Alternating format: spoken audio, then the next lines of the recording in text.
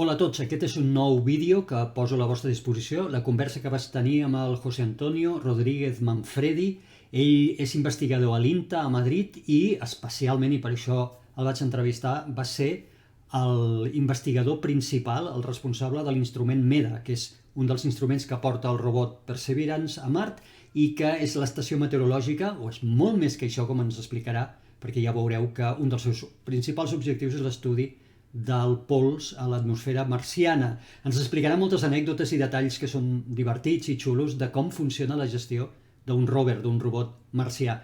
I al final, quan jo els pregunto a tots que ens diguin alguna primícia, alguna sorpresa, doncs vaya primícia i sorpresa que té el José Antonio. Ja ho escoltareu, espero que us agradi. Recordeu que us podeu subscriure en aquest canal si us agraden els continguts i que em podeu seguir per xarxes socials @estels-y-planetes. Entonces, la primera pregunta que te haría es: cuéntame cómo te involucraste, porque tú ya estuviste involucrado en el Curiosity, etcétera. ¿Cómo fue que llegases a meterte en este tipo de proyectos?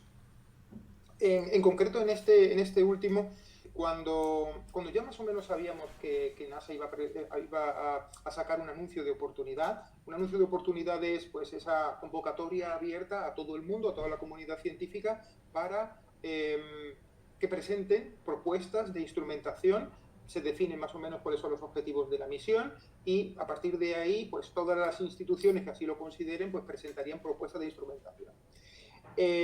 Ya no había salido, pero lo que sí sabíamos era que, lo que sí sabía y era muy consciente, era que debíamos buscar continuidad a nuestra experiencia y a nuestra experiencia en Marte, a nuestra experiencia en el desarrollo de instrumentación con REMS en su momento, seguido de TWINS. Teníamos una cierta importante capacidad de liderazgo en el estudio atmosférico marciano.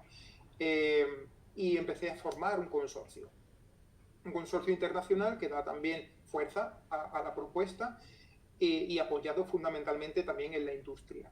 Eso nos llevó a preparar una propuesta. Fueron las peores navidades que te puedes imaginar. Además, coincidió justo la entrega, el deadline, ¿no? La entrega final coincidió con el final de las navidades, o sea, con los primeros días de enero, y no recuerdo haber pasado unas navidades peores poniendo todo en conjunto, dándole sentido, hablando con todos los miembros de ese consorcio que habíamos constituido.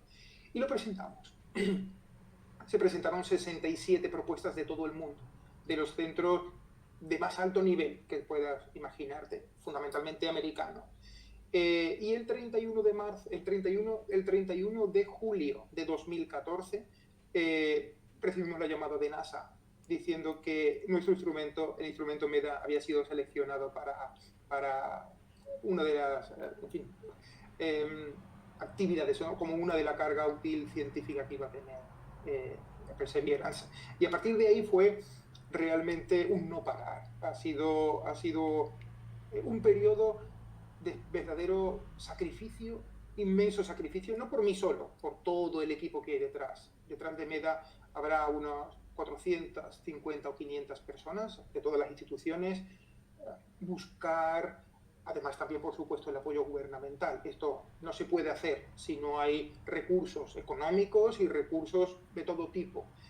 Han sido años muy duros, pero han sido años realmente gratificantes, ¿no? También porque a pesar de que lo pasas mal cuando ves el cohete lanzarse de Cabo Cañaveral, en este caso no pudimos asistir a ese lanzamiento en persona por las circunstancias, pero fueron realmente años que de verdad ahora ya, desde la distancia de ese sacrificio y ese sufrimiento que algunas veces hemos vivido, realmente algo especial. Y bueno, eso ya para mí se queda. Independientemente de lo que pase mañana, que estoy seguro que va a ir bien, ya para mí se queda este periodo de sueño, ¿no? De ensueño de mi vida.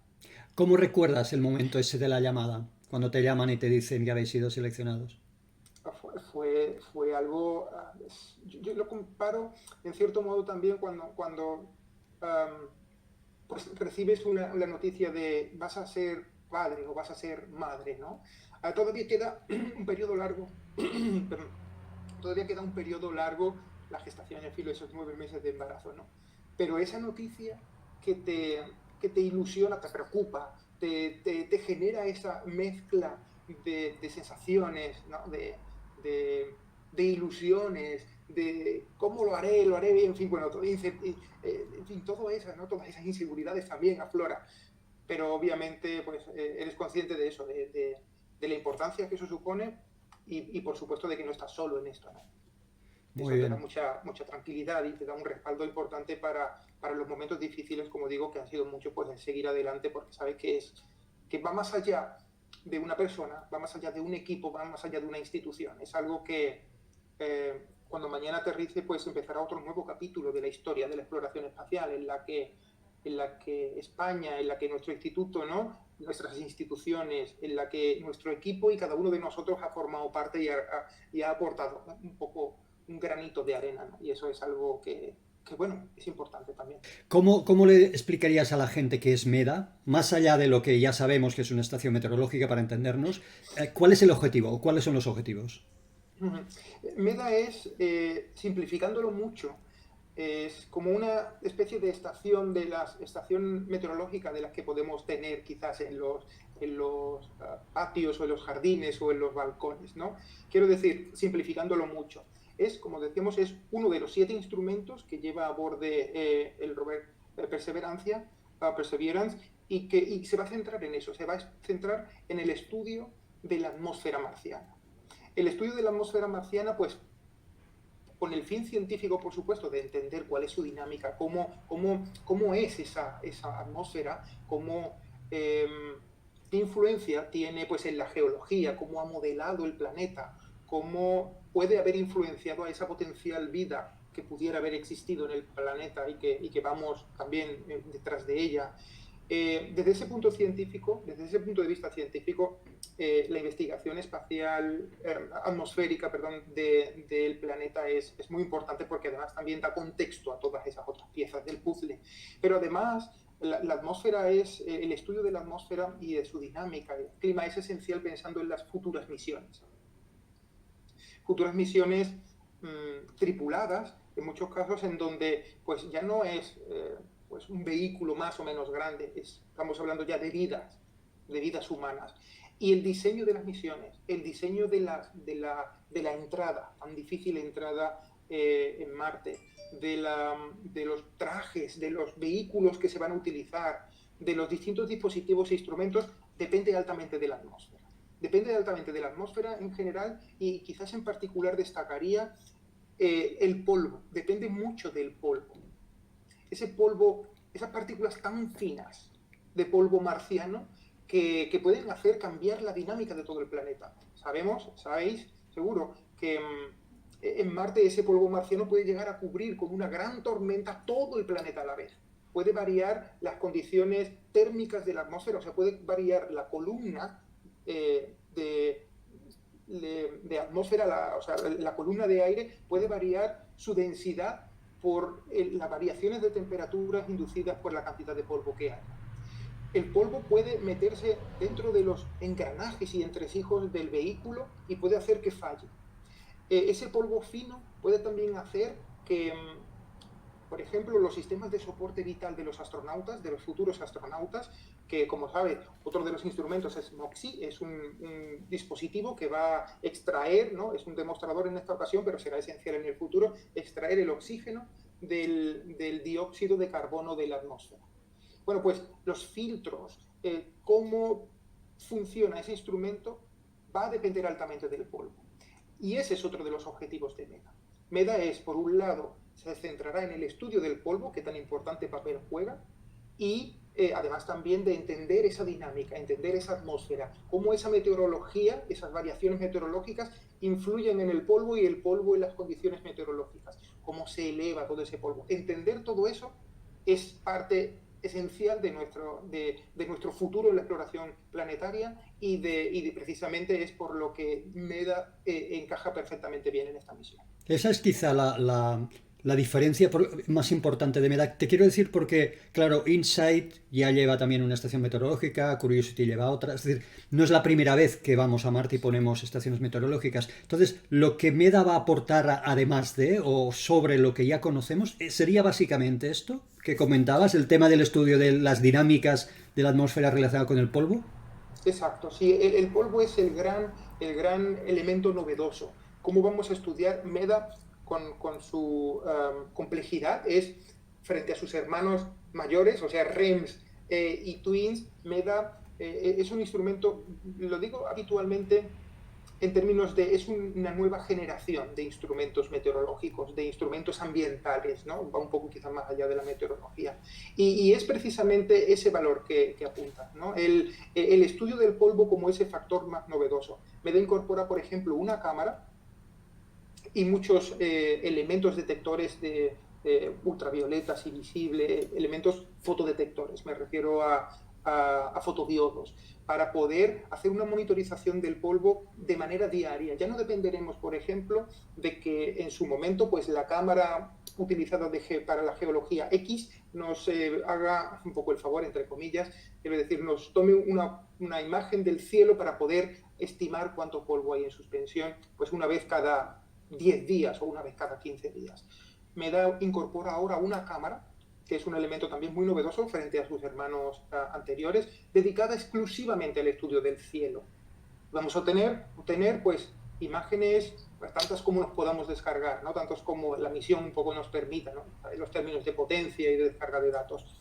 Pero vamos a tratar de entender cómo es esas variaciones diarias del polvo. Si se eleva más por la mañana, por la tarde, cómo se eleva a través de estos dispositivos. Y estudiaremos otros aerosoles, también estudiaremos el ozono particularmente, ¿no? El ozono en la atmósfera.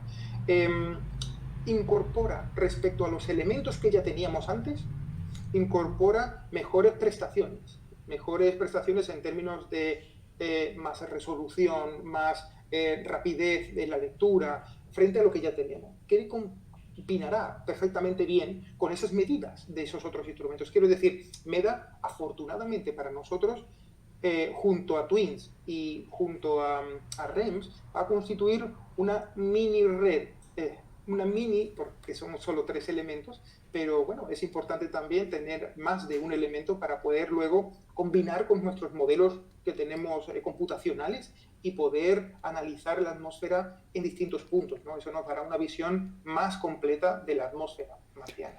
¿Qué es, José Antonio, ese elemento móvil? Sí, bueno, le llamamos navaja. Eso, perdona, navaja. Es una navaja y además, bueno, es el término que incluso ya nuestros compañeros de NASA y JPL, en inglés se refieren a ella como navaja, no switchblade o algo así. Pues es uno de los 2 sensores de viento que lleva a Perseverance.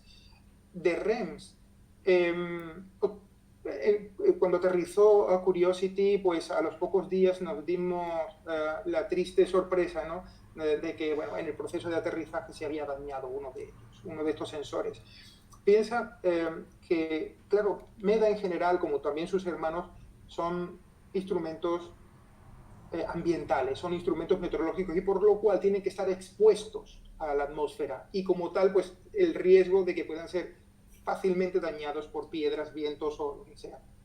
Y eso fue lo que ocurrió en REMS. En este caso, pensamos que debíamos protegernos, debíamos salvaguardar la integridad del sensor lo más posible con las mayores precauciones en cuanto a, ya sabes, elementos móviles significa complejidad. Entonces, pues, ser lo suficientemente autoprotegido sin complicar mucho el sistema. Y eso es exactamente el sistema este de navaja que hablábamos.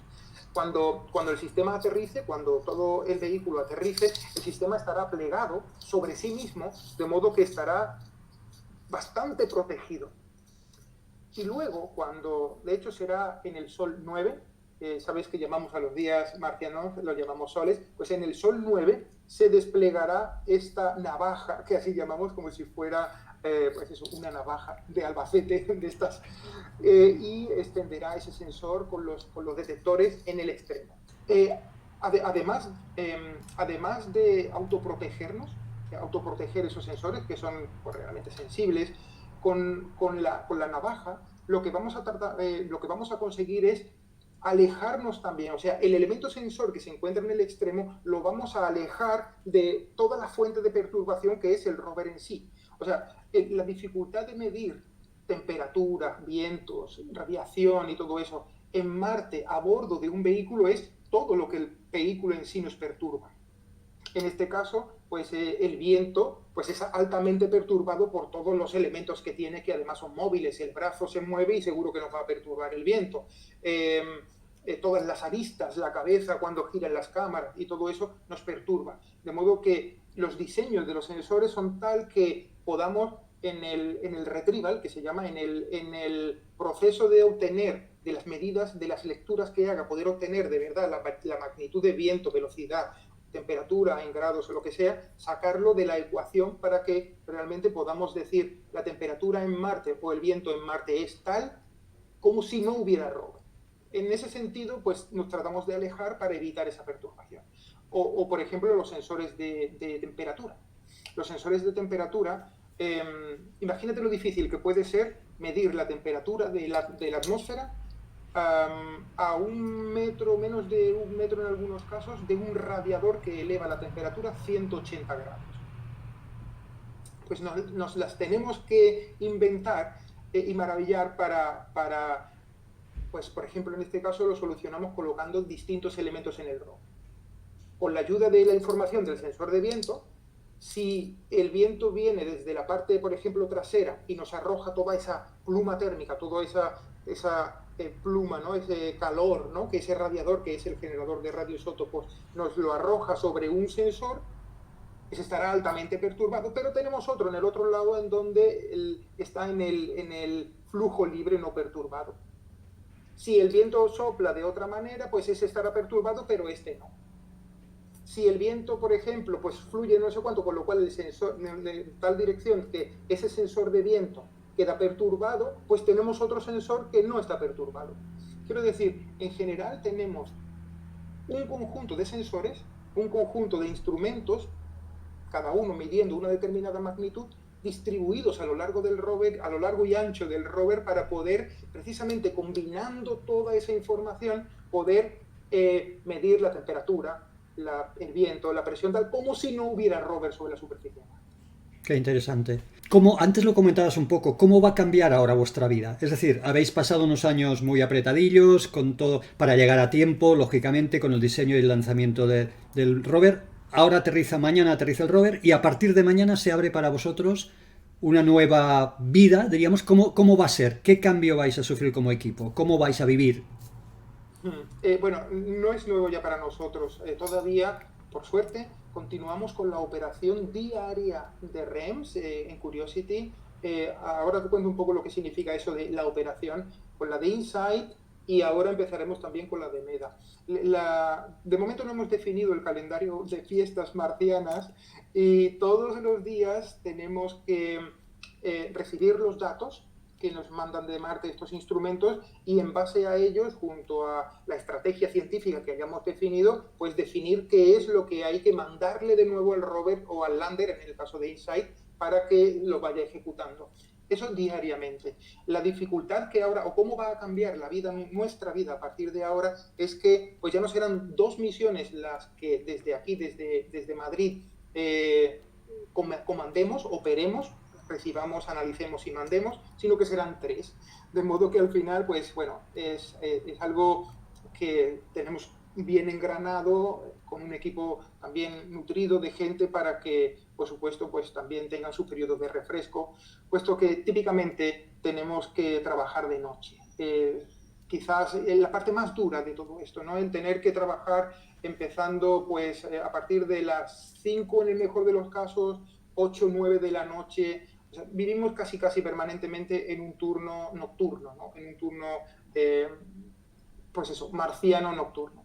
Y ese será el gran cambio, ¿no? Que ahora encontremos, ¿no? El hecho de tener que operar las tres. Los primeros días tras la llegada también serán difíciles porque aparte de esto que ya te estoy contando, pues nos encontramos con la novedad, quiero decir.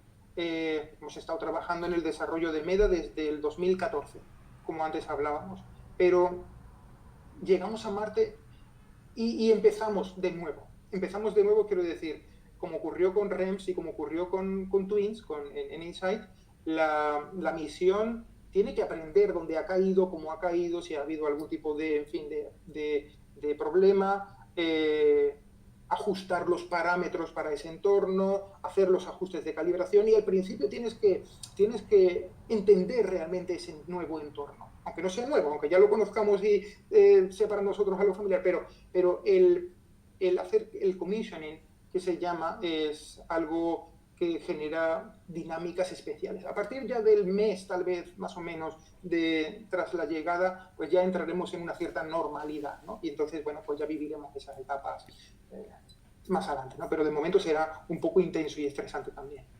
¿Y los rovers marcianos, los robots marcianos, duermen de noche? Así, y sueñan con ovejas eléctricas, pues bien, aunque sea una energía nuclear, especialmente si es energía solar, pero también en el caso de que sea energía nuclear, la vida habitual de un rover se levanta alrededor de las 8:30, 9 de la mañana, hora marciana local, con la recepción del plan de trabajo para el rover o el lander. Y lo primero que hace son ciertas actividades de ingeniería, cosas de mantenimiento de su sistema, software fundamentalmente, y a partir de ahí empieza a hacer esas actividades que se le ha dicho. Típicamente trabaja del orden, se mueve si es lo que se le ha comandado que se haga.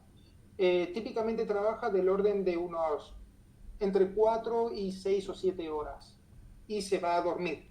Los instrumentos son tan demandantes de potencia que las baterías se bajan, de modo que al final hay que acortar más o menos la actividad para permitirle que de nuevo las baterías se carguen con esa pila de energía nuclear que decíamos. En el caso en concreto de MEDA, en el caso en concreto de todos los elementos, de todos los instrumentos meteorológicos, para nosotros es esencial medir con una cadencia fija, independientemente del ordenador del rover que se vaya a dormir. En tal caso, ya no lo voy a coger. En tal caso, lo que nosotros hacemos, lo que MEDA tiene es un ordenador propio que, obviamente de manera combinada con el ordenador del rover, pero que permite trabajar independientemente de si el rover está despierto o está dormido. Y es por ello por lo que trabajamos 24 horas al día a lo largo de toda la misión. Y eso es clave para tener esa información que alimente nuestros modelos, ¿no? Nuestros modelos ambientales. La actividad del rover es hasta cierto punto pues bastante limitada por la potencia en general y por la descarga de datos que podamos hacer luego con los satélites. Y nos han envejecido InSight y Curiosity, es decir, Curiosity hace 8 o 9 años que está en Marte, tiene problemas en las ruedas, tuvo problemas en bancos de memoria. InSight ha tenido ahora, se ha confirmado ya definitivamente, y parece que la NASA deja ya de intentar perforar. ¿Se nos han vuelto ya viejillos esos instrumentos? Sí, bueno, indudablemente llevar tanto tiempo expuestos a un entorno tan extremo como es Marte termina generando problemas. Además también piensa que los elementos electrónicos, pues algunos de ellos empiezan a fallar. Y por tanto, bueno, al principio indudablemente pues se buscan soluciones, ¿no? Para mitigar esos problemas. El polvo, por ejemplo, cuando empieza a depositarse sobre las cámaras, pues también genera cierto problema. El polvo que se acumula sobre los paneles solares en el caso de InSight, pues obviamente eso es general en todos los sistemas, pues elimina, también supone que haya menos carga en las baterías. Sí, se envejece. El entorno marciano es altamente hostil y se envejece mucho. Aparte de, indudablemente, hay algunos sistemas que tienen lo que se llaman consumibles, ¿no? Esos consumibles pues también se van agotando.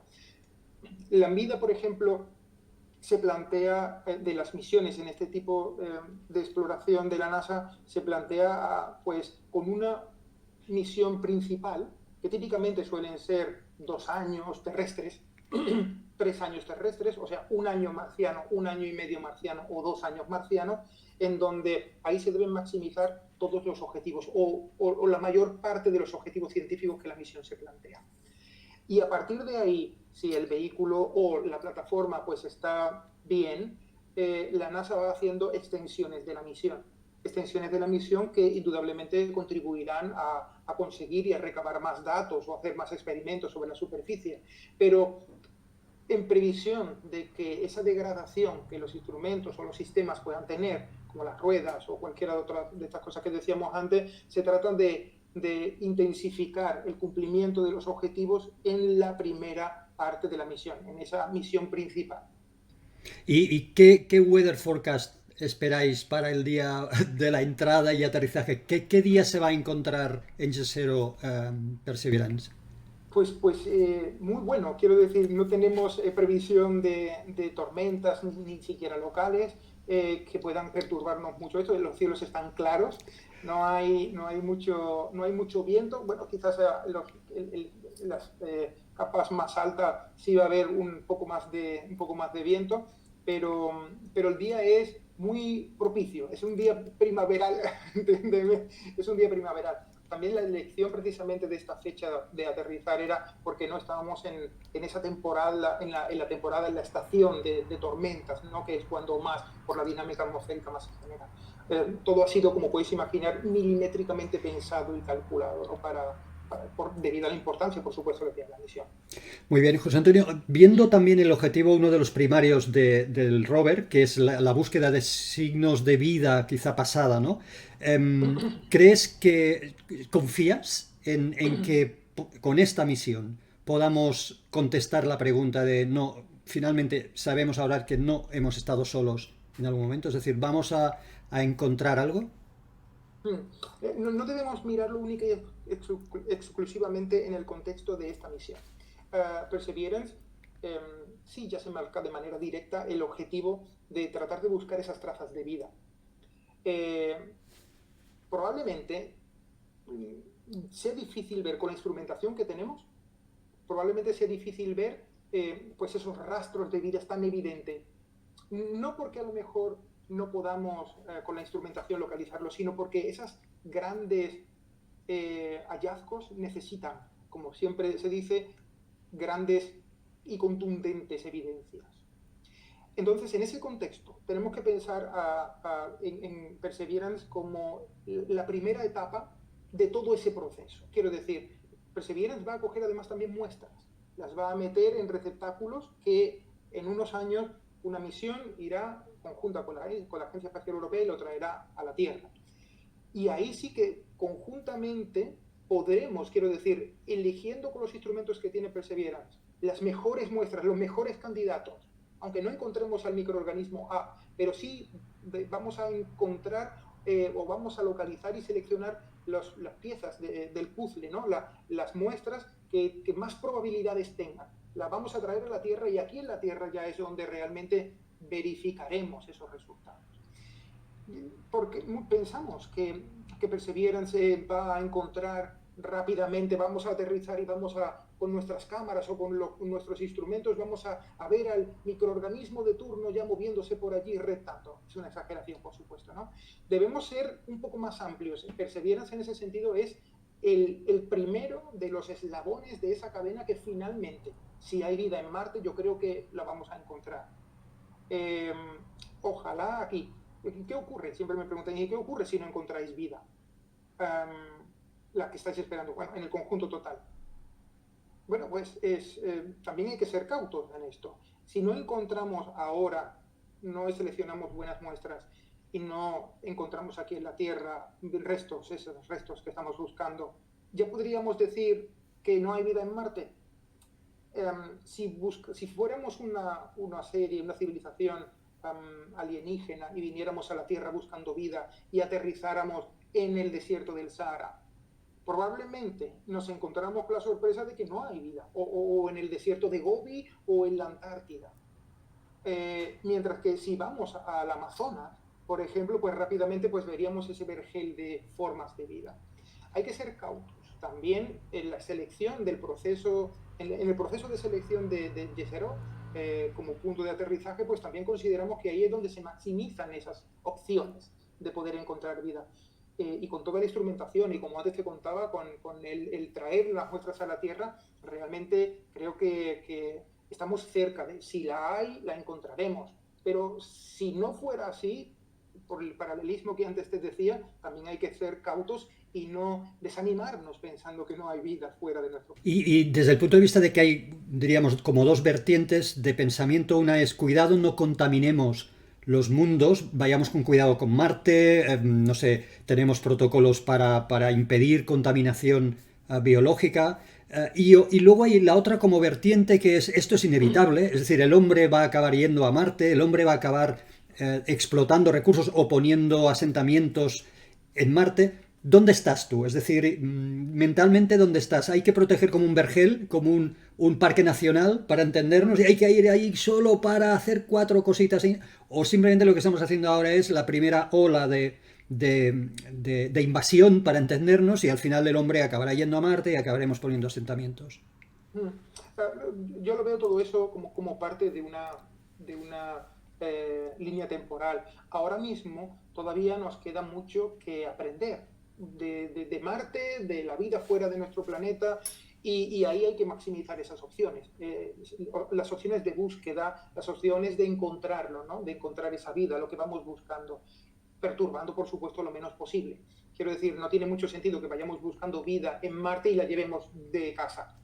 En tal caso, pues sí, hay que definir unos protocolos éticos, hay que definir, y más en estos tiempos en donde esta nueva carrera espacial nos está llevando a que haya nuevos competidores, nuevos jugadores, ¿no? Dentro de ella, cosa que me parece fantástico, por supuesto, ¿no?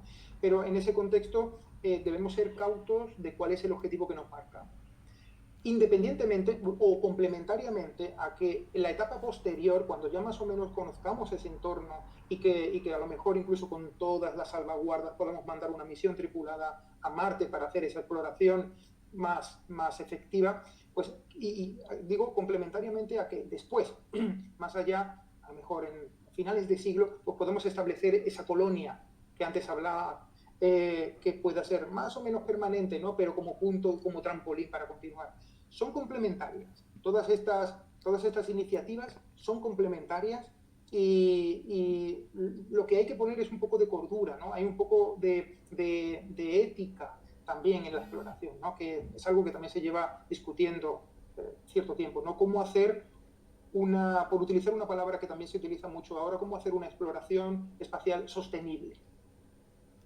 ¿Crees que, por ejemplo, ahora para terminar este capítulo, crees que los protocolos de esterilización que estamos utilizando hoy para los rovers o los landers son suficientes para impedir esa contaminación posible? Sí, yo creo que el esfuerzo que se hace por las distintas agencias es ingente, es muy costoso, es una parte muy, muy importante de todo el coste de desarrollo.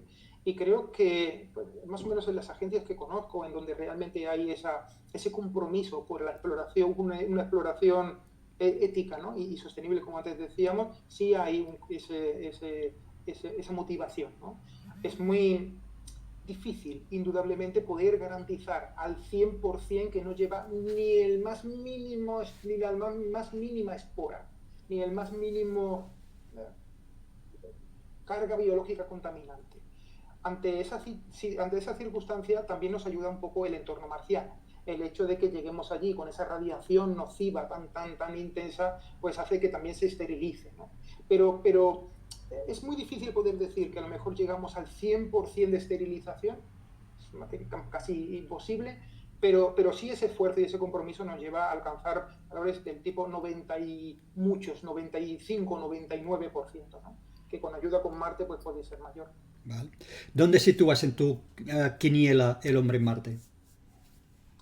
Pues relativamente a corto plazo, medio plazo más bien yo diría. No digo de qué país, no digo de qué bandera llegue primero, pero porque bueno, este dinamismo que hay ahora con los nuevos jugadores en la carrera espacial plantea nuevas e interesantes oportunidades, pero yo lo sitúo allí probablemente en el primer lustro de los años 30. Y ahora una pregunta interesante, seguro, para nuestros oyentes. ¿Tú, si tuvieses oportunidad, viajarías a Marte? Ah, sin duda, pero siempre con un billete de vuelta, no con ese tipo de iniciativas que en su momento pues surgieron, no en ese contexto. Esto es lo que hace que pues la NASA y la Agencia Espacial Europea se estén marcando pues unas pautas muy seguras, ¿no? Para garantizar siempre el éxito de la misión y el retorno de esa tripulación humana, ¿no? Por eso va todo tan lento, hay que desarrollar mucha tecnología para asegurarlo con las máximas garantías. Muy bien. La gente joven que nos escucha. Entonces, hay una pregunta interesante, creo que es, ¿cuándo, si recuerdas el momento de tu juventud o cuando fuera, que decidiste que querías dedicarte a las ciencias o a la exploración espacial? Es decir, ¿en qué momento lo viste claro? Claro, no lo he visto nunca, quiero decir. Siempre he sido, no sé cómo diría, muy renacentista. Siempre me ha gustado todo. Me ha gustado desde las lenguas clásicas y la filosofía y, bueno, ya has visto un poco por también cómo hemos ido hablando.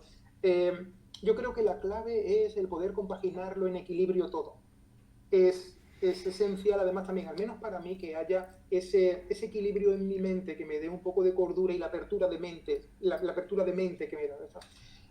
Pero desde muy pequeño, pues a lo mejor tendría 8 o 10 años o algo así, yo veía esos puntitos blancos en la noche y me preguntaba qué habrá ahí fuera y en las películas que veíamos entonces en los centros de control de la NASA, pues yo quiero estar ahí, a mí me gustaría estar ahí, así que, bueno, pues esto para mí es ver diariamente, ver cumplido, ¿no? Un poco ese sueño, ¿no? De la niñez, y eso es algo que pues me produce mucha emoción, por supuesto, ¿no? Qué ¿Qué le iba a chulo, decir?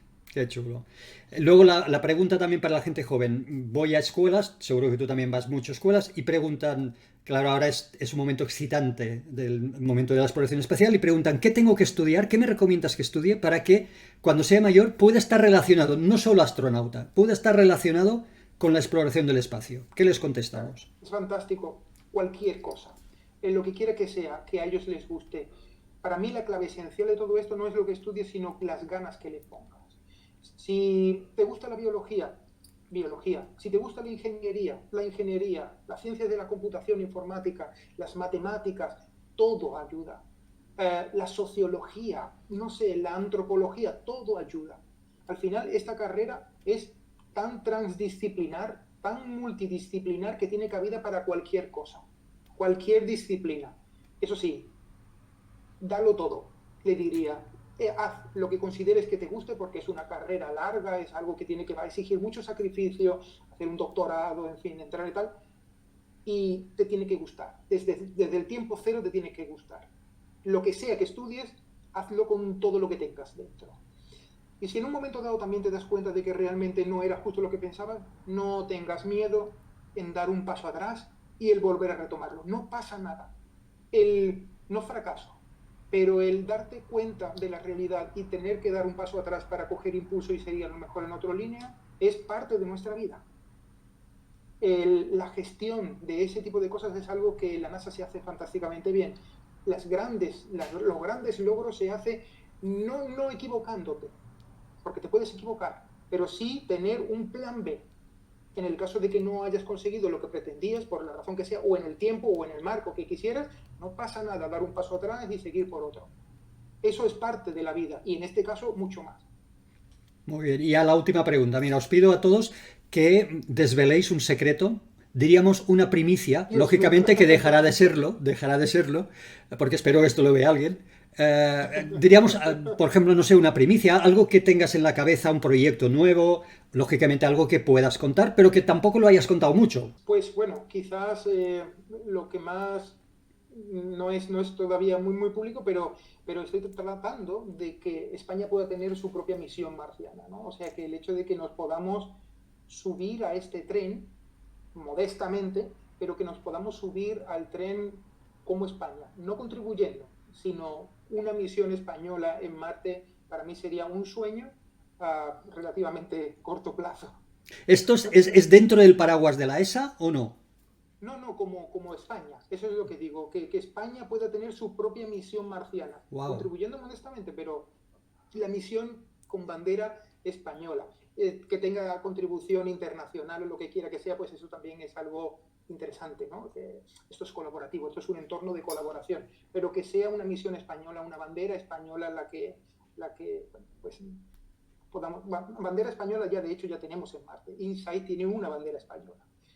Pero en este caso en concreto, pues eso, el tener una misión liderada por España, misión, no un instrumento, no una misión completa, eso para mí pues es algo que me gustaría ver en los próximos años. ¿Y esto es solo una idea que tienes o ya es medio proyecto o inicio de proyecto? Es un medio proyecto que también pues se está negociando. Esas cosas son siempre muy complicadas, ya lo sabes cómo es, ¿no? Pero entonces quiero decir que no es un sueño, es algo que ya hemos empezado un poco a materializar y a trabajar. Pues Antonio, pues vaya primicia, tío. Eres la primera persona, así que, bueno, de manera pública, como dices, muy buena pregunta, muy buena pregunta. Bueno, pues ya estamos. Te agradezco muchísimo. Ha sido un verdadero placer. El placer es mío. Y mucha suerte. Estoy para lo que necesites. Mucha suerte, José Antonio, para mañana. Muchas gracias, lo compartiremos. Hasta luego, gracias, hasta luego.